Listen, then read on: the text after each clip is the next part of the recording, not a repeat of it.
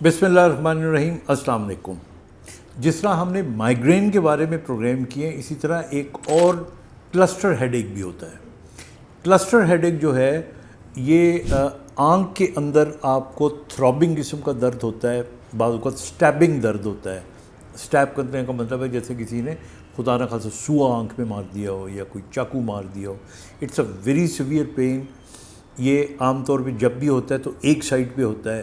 آنکھ کے پیچھے درد ہوتا ہے، آنکھ لال ہو جاتی ہے، کئیوں میں سے آنکھ میں سے آنسو نکل رہے ہوتے ہیں، کئیوں میں سے یہ درد جو ہے پھر آنکھ سے نکل کے کن پٹی کی طرف آ جاتا ہے، اوپر بھی جا سکتا ہے اور بعض اوقات تھوڑا سا سائڈوں میں بھی آ جاتا ہے. اس کو کلسٹر ہیڈ ایک کیوں کہتے ہیں؟ اس لیے کہتے ہیں کہ یہ 15 منٹ سے 1 یا 2 گھنٹے کی ڈیوریشن ہوتی ہے اس کی، اور یہ دن میں 6 7 دفعہ بھی ہو سکتا ہے، اور پھر اس کے بعد ہو سکتا ہے 2 4 6 مہینے نہ ہو، اور پھر دوبارہ جب یہ آئے تو یہ اسی طرح کلسٹر کی صورت میں آئے اور 1 ہفتہ 2 ہفتے 3 ہفتے تک رہ کے چلا جائے. تو it's a very severe kind of a pain, اور لوگوں کو اس وقت سمجھ نہیں آ رہی ہوتی. وہ آنکھوں کا ٹریٹمنٹ کر رہے ہوتے ہیں کیونکہ آنکھیں لال ہو رہی ہوتی ہیں، آنکھوں میں سے آنسو نکل رہے ہوتے ہیں، لیکن بیسکلی یہ ایک نیورولوجیکل کنڈیشن ہے، اور دس از کالڈ کلسٹر ہیڈ ایک. کلسٹر ہیڈ ایک بھی مائیگرین کی طرح اس کے کچھ ٹریگر فیکٹرز ہوتے ہیں.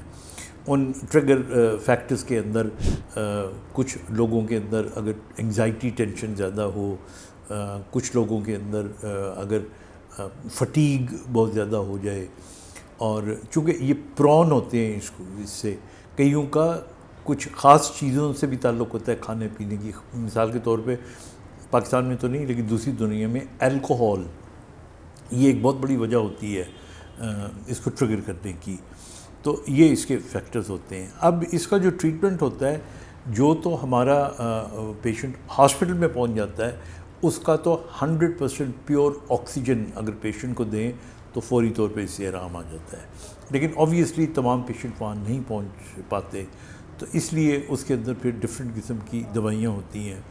ہم دوائیوں کا نام چونکہ اپنے پروگرام میں لیتے نہیں ہیں، لیکن وہ دوائیاں دینے سے فرق پڑ جاتا ہے. لیکن اس سے بھی زیادہ امپورٹنٹ ہے، کچھ میڈیسن اس کی ایسی ہوتی ہیں جو کہ یہ ہو ہی نہ، پریونٹیو طور پہ لی جاتی ہیں. تو وہ آپ اپنے ڈاکٹر سے ونس ڈائگنوز ہو جائے تو ڈسکس کر لیں کہ ایک تو جو ٹریگر پوائنٹس ہیں ان سے آپ نے بچ کے رہنا ہے، ایک ان کی وہ میڈیسنز جو پریونٹیو طور پہ آپ لیتے ہیں تاکہ یہ ہو نہ، اور اگر یہ ہو جائے تو پھر کون سی دوائیاں کھانی ہوتی ہیں.